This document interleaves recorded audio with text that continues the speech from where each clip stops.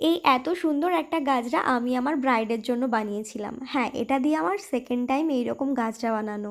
First time যখন বানিয়েছিলাম তখন একটু নার্ভাস ছিলাম, but second time full confidence নিয়ে খুব সুন্দরভাবে আমি আমার কাজটাকে কমপ্লিট করেছি।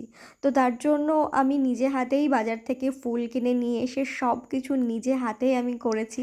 গাজরাটা বানানোর জন্য আমি এখানে দেশি গোলাপ আর ব্যাঙ্গালোর জিপসি ইউজ করেছি। আর সত্যি কথা বলতে আমার যে ব্রাইডটার জন্য আমি বানিয়েছিলাম তার স্পেশাল দিনটার মানে কিভাবে কি সাজবে না সাজবে, কিভাবে কি করলে ভালো লাগবে, পুরোটাই আমার উপরে ছিল। তো সত্যি কথা বলতে গেলে কোনো ব্রাইড যদি তাদের স্পেশাল দিনটা কোনো মেকআপ আর্টিস্টের কাঁধে দিয়ে দেয় সেটা অনেক বড় একটা দায়িত্বের। কারণ সেই দিন সেটা তার স্পেশাল দিন।